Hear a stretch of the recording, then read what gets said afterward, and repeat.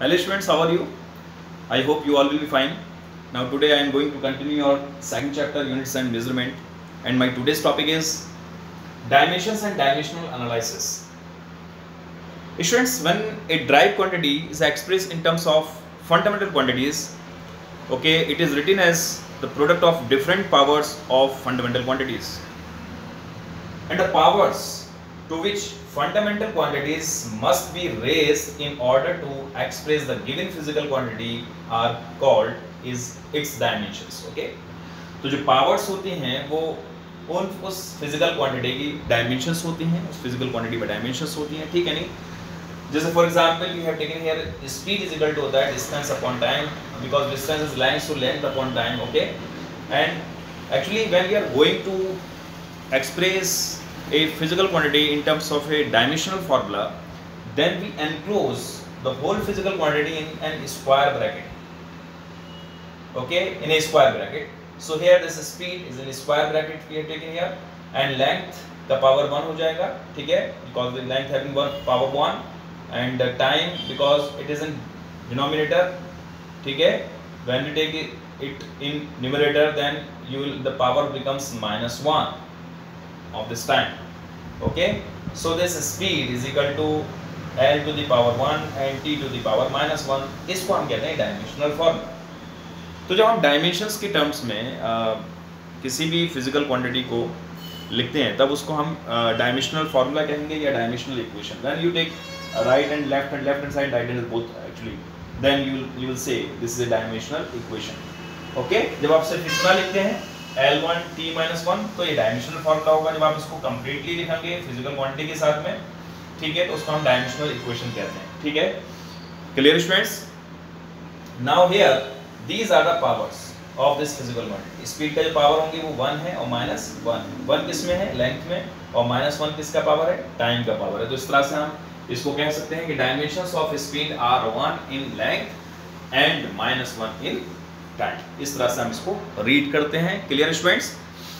Okay, now I will talk about the symbols to express dimensional formula. देखिए students, different जो physics की branch हैं, okay, उनमें different हम नोटेशंस का यूज़ करते हैं, डिफरेंट सिंबल्स का हम यूज़ करते हैं टू एक्सप्रेस डायमेंशनल फॉर्मूला और dimensional equation. So here in mechanics we'll take m for mass, L for length and T for time. Okay, this is the general dimensional formula, m and T, and these A, B, C are the powers. Okay, are the dimensions. Clear? इस तरह से thermodynamics में हम temperature के लिए capital K लेते हैं या फिर थीटा आप लेंगे, ठीक है, तो ये डायमेंशनल फॉर्मूला इसका बनता है m and T के. इस तरह से यहाँ पर 4 जो है फंडामेंटल क्वांटिटीज आपने ली हैं. तो यहाँ पर ये m and T के ये 4 फंडामेंटल क्वांटिटीज होंगी और जिनका पावर आपने लिया A, B, C, D. तो this is the general dimensional formula. You can also right in terms of theta, ठीक है, तो m and T theta. Clear? इस तरह से इलेक्ट्रिसिटी की अगर हम बात करते हैं तो इलेक्ट्रिसिटी में हम करंट को A से डिनोट करते हैं, इलेक्ट्रिक करंट को, ठीक है, और electric current is a fundamental quantity. So the dimensional formula becomes m and T A. These all are the fundamental quantities. तो स्टूडेंट समझ में आ गया होगा. डायमेंशनल फॉर्मूला लिखते समय आपको ये देखना है कि आप मैकेनिक्स के केस में है या थर्मोडायनेमिक्स इलेक्ट्रिसिटी में आप लिखने जा रहे हैं, तब उस केस में जो नोटेशंस हैं उस पर भी आपको गौर करना होता है, ठीक है, उसको भी आपको जो है चेक करना होता है.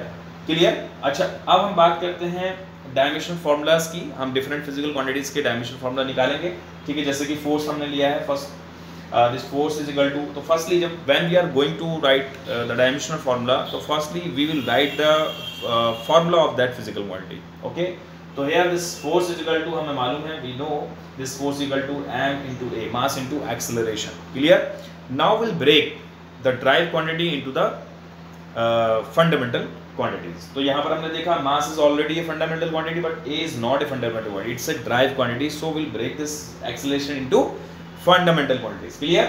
So here already I have told you this mass के लिए हम कैपिटल M लेंगे, ठीक है. जब डायमेंशन फार्मूला आपको ट्राई करना, तो डायमेंशन फार्मूले के केस में आप फॉरन ही जो है स्क्वायर ब्रैकेट्स में जो है एनक्लोज कर लेते हैं फिजिकल क्वांटिटीज को. क्लियर? जैसा कि मैंने यहाँ किया है, we enclose this, okay, this force in square bracket. Similarly यहाँ पर आपने लिया square bracket. So because this mass is a fundamental quantity, so we'll write capital M will take okay capital M for mass और A is equal to होता है V upon T, velocity upon time, ठीक है। But students here time तो fundamental quantity है लेकिन velocity fundamental quantity नहीं है। फिर से हम क्या करेंगे, वेलोसिटी को ब्रेक करेंगे इन फंडामेंटल क्वांटिटीज में, ठीक है। तो V इज इक्वल टू क्या होता है, डिस्टेंस अपॉन टाइम या displacement upon time, distance displacement both are the length actually, ठीक है।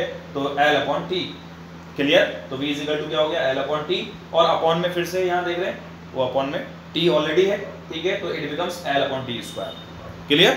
तो this becomes ML upon T square. जब हम T स्क्वायर को ऊपर लेकर आएंगे तब कितना क्या हो जाएगा इसका, ML T माइनस 2। तो this is the dimensional formula of force, clear students. तो यहाँ पर आप देखिएगा, इसको आप इस तरह से शो कर सकते हैं, m का पावर 1 शो कर सकते हैं यहाँ पर, l का पावर भी 1 होगा और t का पावर कितना है स्टूडेंट्स, t का पावर माइनस 2 है। तो इस तरह से जो फोर्स में डायमेंशंस होंगी वो 1 1 माइनस 2 होंगी, ठीक है। तो 1 dimension will be in mass and 1 dimension will be in length and minus 2 dimensions will be in time, clear students. आगे हम और भी एग्जांपल देखते हैं। Okay students, now see here, energy का डायमेंशन फार्मूला हम निकालने जा रहे हैं। एंड एनर्जी आपको मालूम है, energy is also a work done, ठीक है। वर्क डन भी एक एनर्जी है, या पोटेंशियल एनर्जी भी एनर्जी है, काइनेटिक एनर्जी, ओके। और किसी एक को ले सकते हैं आप। तो we have taken here this energy is equal to work done, okay, because this work done is also the energy actually. So this work done is equal to होता है फोर्स इनटू डिस्प्लेसमेंट, आपने पढ़ा है, ठीक है। और force का हम ऑलरेडी डायमेंशन फार्मूला निकाल चुके हैं। सो फोर्स का डायमेंशन फार्मूला क्या है, ml t माइनस 2, और डिस्प्लेसमेंट का क्या होता है, l, क्लियर। क्योंकि डिस्प्लेसमेंट लेंथ है इसलिए इसका डायमेंशन फार्मूला l होगा। और इसके बाद हम जो है इसको सिंप्लीफाई करेंगे। देखिएगा m का पावर 1 है, यहाँ पर m सिंगल है, ठीक है। और l का पावर कितना हो जाएगा, यहाँ ये 1 है और यहाँ भी 1 है, तो टोटल पावर कितना हो गया m का, जब ऐड हो जाएगा प्रोडक्ट में पावर ऐड हो जाती है, ठीक है। जब l का प्रोडक्ट आप लेंगे तो इसकी जो पावर्स होंगी वो ऐड हो जाएंगी, तो 1 + 1 बिकम्स 2, और इस तरह से t की पावर -2 एज इट इज रहेगा, ठीक है। तो डायमेंशन फार्मूला क्या बना इसका एनर्जी का, ml 2 t - 2, ये m1 l2 t - 2।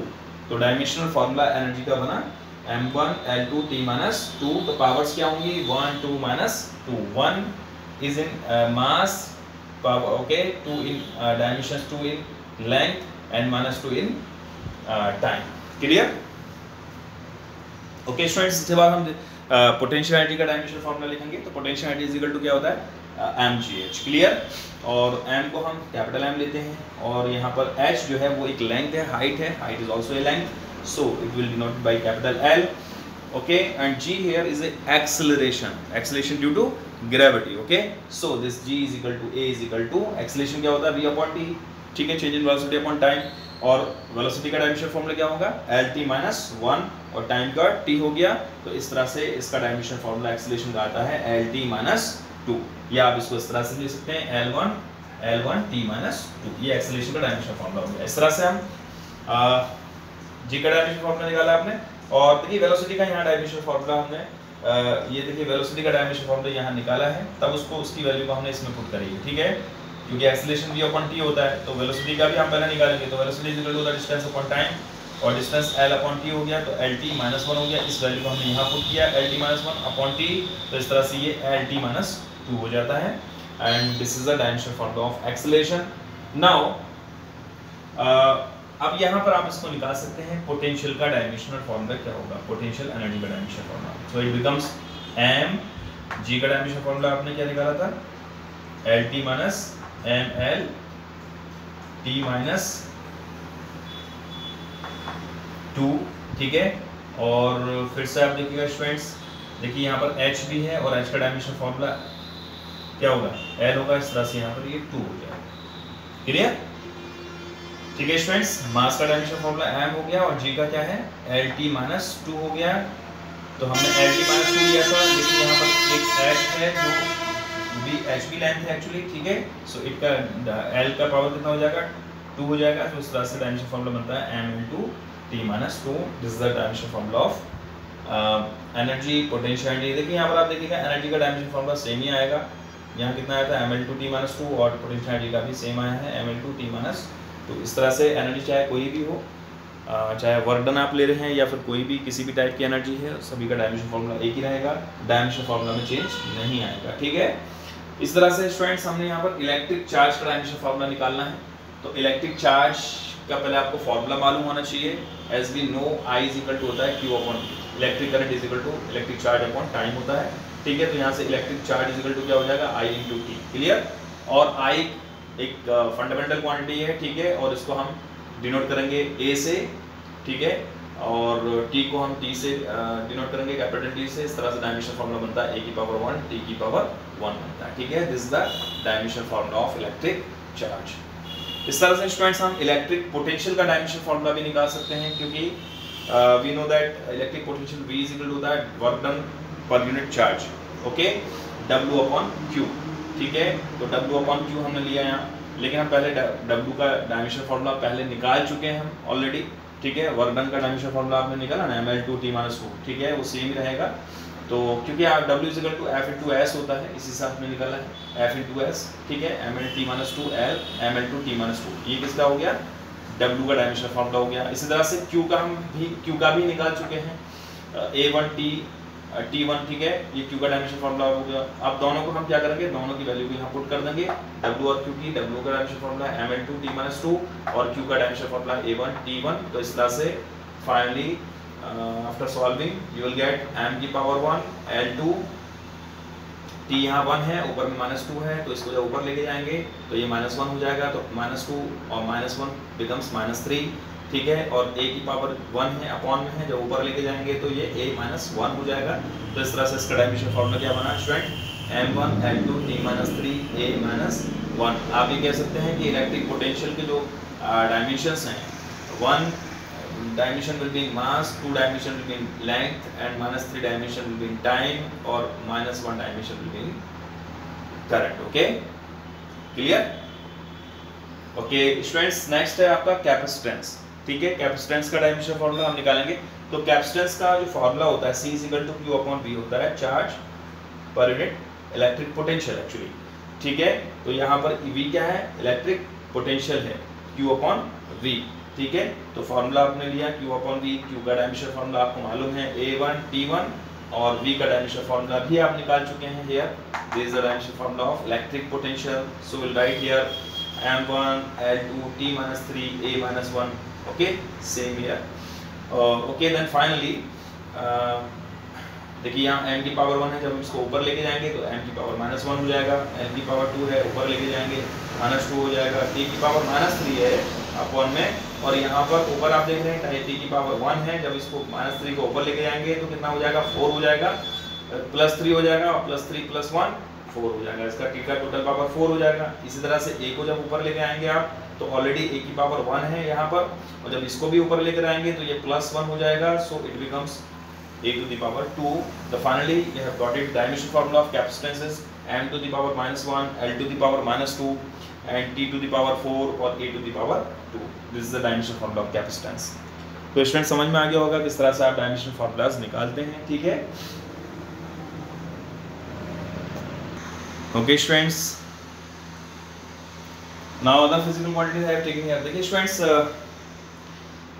आप इसकी प्रैक्टिस कीजिएगा, ऐसी बहुत सारी फिजिकल क्वांटिटीज़ हैं, आप उनके डायमेंशन फार्मूला निकाल सकते हैं। ठीक है, तो यहाँ पर कुछ डायमेंशनल कांस्टेंट्स भी होते हैं, जिनके कुछ ऐसे कांस्टेंट्स भी होते हैं जिनके डायमेंशन फार्मूलाज होते हैं। ठीक है, तो आप यहाँ पढ़ेंगे some constant okay which having the dimensional formula, लेकिन कुछ कांस्टेंट्स ऐसे भी होते हैं जो डायमेंशन लेस होते हैं। तो ये डायमेंशनली कांस्टेंट है, जैसे ग्रेविटेशनल कांस्टेंट है, प्लैंक्स कांस्टेंट है, बोल्ट्जमैन कांस्टेंट है। ओके, तो these constants having the dimensional formula. Okay, जैसे कि आपको मालूम है, आपने पढ़ा है ग्रेविटेशन, लॉ ऑफ ग्रेविटेशन आपने पढ़ा है, F = G m1 m2 / r² होता है। ठीक है, यहाँ से हम जो है G का फार्मूला बनाएंगे। G का फार्मूला बनाएंगे तो G का फार्मूला क्या बनेगा, G = r² इधर लेकर आएंगे तो FR² हो जाएगा, अपॉन में m1 m2 हो जाएगा। ठीक है, इस तरह से हमने एक फार्मूला मिल गया ग्रेविटेशनल कांस्टेंट का। अब हम इसका डायमेंशनल फार्मूला हम निकाल सकते हैं। ठीक है, F का डायमेंशनल फार्मूला क्या होता है, ml/t-2, ये F का डायमेंशनल फार्मूला हो गया, ml/t-2। क्लियर, और R लेंथ है, ठीक है, उसका स्क्वायर हो रहा है तो L² हो गया। क्लियर। इसी तरह से जो है मास का डायमेंशनल फॉर्मूला क्या हो जाएगा, देखिए यहाँ पर m2 m पर m2 है, प्रोडक्ट है, तो इस तरह से डायमेंशनल फॉर्मूला हो जाएगा इसका m²। क्लियर। और जब सिंप्लीफाई करेंगे स्टूडेंट तो देखिए g का डायमेंशनल फॉर्मूला क्या बनेगा, आप यहाँ देखिएगा m की पावर कितना हो जाएगी, -1 हो जाएगी, क्योंकि देखिए m यहाँ पर m² है, जब इसको ऊपर लेके जाएंगे तो क्या हो जाएगा, m -2 हो जाएगा, और -2 और यहाँ पर m की पावर 1 है, तो इट बिकम्स m⁻⁻1। क्लियर। इस तरह से यह L2 है ऊपर में, ठीक है, और ये L2 है और यहाँ पर ये L1 है, तो टोटल कितना हो गया, L3 हो गया, ठीक है, और ये t की पावर -2 है। तो इसका डायमेंशनल फॉर्मूला क्या बनता है student, m-1 L3 and t-2। तो this is the dimensional formula of gravitational constant. Clear. Okay student, इसी तरह से आप प्लैंक्स कांस्टेंट का भी डायमेंशनल फॉर्मूला निकाल सकते हैं, because we know the formula okay of energy. Energy is equal to होती है hf। एक्चुअली एनर्जी जो है वो फ्रीक्वेंसी, देखिए फ्रीक्वेंसी को हम न्यू से भी डिनोट करते हैं, न्यू से या फिर f से, स्मॉल f से, ठीक है। तो E इन एनर्जी जो है वो न्यू के डायरेक्टली प्रोपोर्शनल होती है, मींस अगर हम फ्रीक्वेंसी को इंक्रीज करते हैं तो एनर्जी भी इंक्रीज होती है, ये दोनों एक दूसरे के डायरेक्टली प्रोपोर्शनल होते हैं। लेकिन जब हम प्रोपोर्शनली कांस्टेंट को हटाते हैं तो एक प्रोपोर्शनली कांस्टेंट h आ जाता है, आप न्यू की जगह f भी ले सकते हैं, ठीक है। तो एक यहाँ पर प्रोपोर्शनल कांस्टेंट क्या आ जाता है, h आ जाता है, और ये h क्या होता है, प्लैंक्स कांस्टेंट होता है, ठीक है। तो इस तरह से हमें प्लैंक्स कांस्टेंट का फॉर्मूला यहाँ से मिलता है, तो h इज इक्वल टू हो जाएगा E/f। क्लियर। तो यहाँ E एनर्जी है और f फ्रीक्वेंसी है, तो फ्रीक्वेंसी इज इक्वल टू क्या होता है, 1/t होता है। फ्रीक्वेंसी क्या होता है, 1/t। तो फ्रीक्वेंसी का डायमेंशनल फॉर्मूला मिल जाएगा हमें, t की पावर यहाँ 1 है, तो t को जब ऊपर लेके जाएंगे तो ये क्या हो जाएगा, -1 हो जाएगा, ये पावर 1 है, इसको ऊपर लेके जाएंगे तो t का पावर -1 हो जाएगा। तो इस तरह से हमें फ्रीक्वेंसी का डायमेंशनल फार्मूला भी मालूम है और एनर्जी का हम पहले निकाल चुके हैं, दोनों के डायमेंशनल फार्मूले हमें मालूम है। तो इस h का डायमेंशनल फार्मूला आप इजीली कैलकुलेट कर सकते हैं, because h is equal to E/f और E का डायमेंशनल फार्मूला होता है mL2 t-2 और फ्रीक्वेंसी का है t-1। जब t-1 को ऊपर लेके जाएंगे तो ये हो जाएगा +1, और ये ऑलरेडी -2 है, तो -2 में से +1 जाएगा तो -1 बचेगा, ठीक है। तो the formula becomes m1L2 t-1। This is the dimensional formula of Planck's constant. तो स्टूडेंट्स अभी थोड़ा सा आपको मुश्किल लग रही होंगी सारी चीज़ें, क्योंकि आप 10th क्लास से 11th क्लास में आए हैं, तो अब ठीक है, लेकिन आप प्रैक्टिस करेंगे इसकी, खुद से आप इसको निकालेंगे, घर पे बैठ के इसको निकालेंगे, ठीक है। तो आप इसको निकालना सीख जाएंगे, ठीक है, किस तरह से हम डायमेंशनल फार्मूलाज डील करते हैं। क्लियर। अब हम आते हैं, बात करते हैं बोल्ट्जमैन कांस्टेंट की, ठीक है। बोल्ट्जमैन कांस्टेंट का भी एक फार्मूला होता है, देखिए यहाँ पर PV = n/kT, ठीक है। इसी से हम ये फार्मूला बनाएंगे, ये इक्वेशन हमें मालूम है, थर्मोडायनामिक्स में आप पढ़ेंगे इस इक्वेशन को, ठीक है। तो PV = n/kT, और यहाँ पर n जो है वो नंबर ऑफ मॉलिक्यूल्स हैं, और ये मॉलिक्यूल्स, नंबर ऑफ मॉलिक्यूल्स क्या है, डायमेंशनलेस क्वांटिटी है, एक नंबर है, और नंबर का डायमेंशनल फार्मूला नहीं होता है। मैं आपको बताऊंगा जितने भी कांस्टेंट होते हैं, जैसे 1 है, 2 है, 3 है, पाई है, ठीक है, तो इनके डायमेंशनल फार्मूलाज नहीं होते हैं, ये डायमेंशनलेस क्वांटिटी होते हैं। जो कांस्टेंट्स होते हैं, ठीक है, जो नंबर्स होते हैं, ठीक है, इनके डायमेंशनल फार्मूला नहीं होते हैं और ये डायमेंशनलेस होते हैं। और इनको क्या करते हैं, जब डायमेंशनल फार्मूला बनाने जा रहे होते हैं तो हम इनको नेगलेक्ट कर देते हैं, ठीक है। We will not consider these numbers, actually these constants, when we are going to write the dimensional formula. Clear students? तो यहाँ पर हमें बोल्ट्जमैन कांस्टेंट का जो फार्मूला बनता है, यहाँ से इस इक्वेशन से बनेगा PV/ बनता तो NT है, लेकिन हम N को नेगलेक्ट करेंगे यहाँ पर, okay. Here so it becomes P, अच्छा P इज व्हाट एक्चुअली, देखिए मैंने यहाँ इसको मेंशन किया है, P is pressure, V is volume and T is temperature. तो फिर से हम पहले प्रेशर का डायमेंशन फार्मूला निकालते हैं। तो प्रेशर इज इक्वल टू होता है फोर्स अपॉन एरिया। क्लियर। तो फोर्स का डायमेंशन फार्मूला स्टूडेंट आपको पता है, ml t-2 होता है, ठीक है। और इसी तरह से एरिया का डायमेंशन फार्मूला होता है L², because area will be the product of two lengths actually, so it will be L², okay. Now the P becomes the dimensional formula of the pressure becomes what, mL-1 t-2, okay. क्योंकि देखिए L2 को L⁻² को आप ऊपर लेके जाएंगे तो ये -2 हो जाएगा। क्लियर। जब ये -2 हो जाएगा, ऊपर में ऑलरेडी 1 है, 1 बैठा हुआ है ऑलरेडी, ठीक है, तो इसका पावर कितना हो जाएगा, -1 हो जाएगा। तो -2 और +1 -1 होगा, इस तरह से T का पावर -2 हो गया। तो स्टूडेंट्स डायमेंशनल फार्मूला क्या बनता है प्रेशर का, तो प्रेशर का डायमेंशनल फार्मूला हो जाएगा m1, you can also write here 1 m1 L minus 1 T minus 2। Clear? इसी तरह से हम वॉल्यूम का निकालेंगे, because volume you know volume का फॉर्मूला क्या होता है, length into weight into height. Okay, it is the product of three lengths actually. So dimension formula of volume will be equals to L to the power 3। Clear? Now we know the dimensional formulas of pressure, volume, okay, and we neglect this, and so we can easily find out the dimensional formula of Boltzmann constant here. Clear students? Okay, now putting all the values here. Pressure का dimensional formula m1 L to the power minus 1 T to the power minus 2 into V का dimensional formula L to the power 3 L cube upon T का dimensional formula here. T is what? T is not time actually. T is temperature here because I am talking about the thermodynamics. देखिए हम thermodynamics में जा रहे हैं, तो thermodynamics में यहाँ T क्या है actually? टेम्परेचर होगा। ठीक है? Clear students? तो टेम्परेचर को हम किससे डिनोट करेंगे? K से डिनोट करेंगे। मैं पहले बता चुका हूँ आपको, या तो आप K लेंगे टेम्परेचर के लिए या फिर थीटा आप लेते हैं। ठीक है? तो हमने यहाँ K लिया है, सो K को ऊपर लेके जाएंगे तो -1 हो जाएगा, और ये 3 है L का पावर, और यहाँ पर -1 है तो L का पावर 2 हो जाएगा, और M की पावर 1 है तो m1 L2 T माइनस 2 और K का पावर -1 हो गया। तो इस तरह से डायमेंशन फार्मूला आपको मिलता है। डायमेंशंस जो होंगी इस फार्मूले में 1 2 -2 1 -1। ठीक है, these are the dimensions. Clear students? अभी भी आपको कोई चीज़ इसमें प्रॉब्लम कर रही है तो आप मुझे पर्सनली व्हाट्सएप नंबर पे कांटेक्ट कर सकते हैं। ठीक है? If you have any query, any confusion, any doubt, okay, you can ask me personally. Now dimensionalized quantities. अब देखिए, हम कुछ ऐसे भी क्वांटिटीज़ होती हैं, फिजिकल क्वांटिटीज़ होती हैं जो डायमेंशनलेस होती हैं, लेकिन उनके यूनिट्स भी कुछ ऐसी होती हैं जिनके यूनिट्स होते हैं, डायमेंशंस नहीं होती हैं, और कुछ क्वांटिटीज ऐसी होती हैं जिनके डायमेंशनल फार्मूला भी नहीं होता है और यूनिट भी नहीं होते हैं। ठीक है? तो यहाँ पर देखिए, हमने ये प्लेन एंगल की हम बात करते हैं, तो प्लेन एंगल का जो फार्मूला होता है वो आर्क अपॉन रेडियस होता है। क्या होता है? Arc upon radius. ठीक है? आर्क क्या है? दिस लाइन, और रेडियस इज दिस लाइन। तो L अपॉन आर यहाँ लिख सकते हैं आप चाहें तो, ये L अपॉन आर। और स्टूडेंट देखिए, L और R ये दोनों ही लेंथ है, so we can write for L will take capital L, और R के लिए भी हम कैपिटल L, क्योंकि R भी रेडियस है तो लेंथ है, सो L अपॉन L। और ये दोनों कैंसिल आउट हो जाएंगे, L से कैंसिल आउट हो जाएगा, simply you will get L to the power 0। आप इसको कंप्लीट टर्म्स में इस तरह से भी लिख सकते हैं, ऐसे भी आप इसको छोड़ सकते हैं लिख करके, या फिर आप ऐसे भी लिख सकते हैं इसको m0 L0 T0। This is the okay, तो this plane angle have no dimension, has no dimension, it's a dimensionless quantity, but it having the unit। Plane angle का यूनिट होता है रेडियन, मैंने आपको बताया था। ठीक है? प्लेन एंगल का यूनिट होता है लेकिन डायमेंशनल फार्मूला नहीं होता है।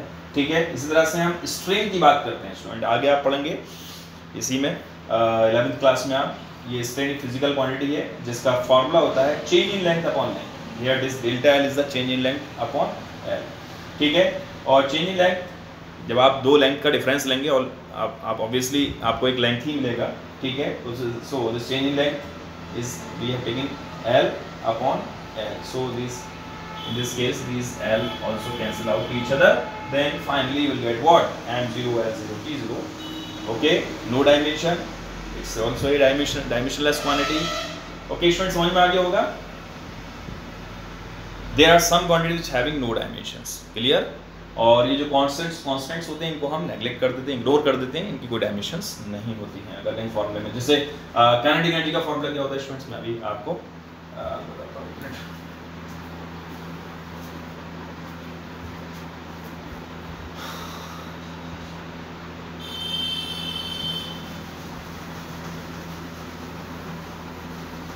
देखिए स्टूडेंट्स, काइनेटिक एनर्जी का जो फॉर्मूला होता है, काइनेटिक एनर्जी की अगर हम बात करें, इजिकल टू होता है हाफ mv²। क्लियर? तो यहाँ पर जो हाफ है ये कांस्टेंट है, ये डायमेंशनलेस क्वांटिटी हाफ, तो इसको हम नेग्लेक्ट करेंगे यहाँ पर। Only will take this mv²। Clear? और m का डायमेंशन फार्मूला होता है m, और v क्या है एक्चुअली, इट्स अ वेलोसिटी, और वेलोसिटी का डायमेंशन फार्मूला क्या होगा? वेलोसिटी का डायमेंशन फार्मूला होगा Lt-1, but it having also a power square. ठीक है? The power is 2। तो स्टूडेंट्स, यहाँ मास का डायमेंशन फार्मूला m है और v का Lt-1 है, but it having the power 2। Okay, so the final dimension formula becomes m की पावर 1, l की पावर 2 और t की पावर माइनस 2। ये हो गया डायमेंशन फार्मूला किसका?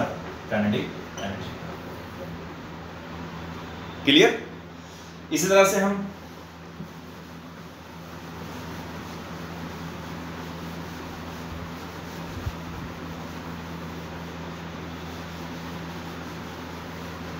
और भी अदर फिजिकल क्वांटिटी ले सकते हैं, जैसे कि जो टाइम पीरियड का जो फॉर्मूला होता है वो 2 पाई L अपॉन जी होता है, ठीक है। जो सिंपल पेंडुलम का हम टाइम पीरियड निकालते हैं, 11th क्लास का प्रैक्टिकल है उसमें आप देखेंगे, जो हम टाइम पीरियड निकालते हैं सिंपल पेंडुलम के केस में, तो उसका फॉर्मूला होता है t is equal to 2 pi root L upon G. तो यहाँ 2 पाई कांस्टेंट है, इसको हम इसमें नेग्लेक्ट करेंगे when we are going to write that dimensional formula, so only will take this term L upon G, और इसको हम ऐसे लिख सकते हैं L upon G to the power half, ठीक है। और L का डायमेंशन फॉर्मूला आप L ही होगा, लेंथ है, और G का डायमेंशन फॉर्मूला क्या होता है L t माइनस 2, ये एक्सेलरेशन है, ठीक है। और इसका पावर क्या है 1 अपॉन 2। एंड फाइनली आप देखिएगा students, it becomes what, L को जब ऊपर लेके जाएंगे देखिए L से L कैंसिल आउट हो जाएगा, और ये है t की पावर माइनस 2, और ये इसका जो है सिंपली स्क्वायर रूट लेंगे, तो जब इसका स्क्वायर रूट लेंगे तो ये आएगा आपका t की पावर, ठीक है।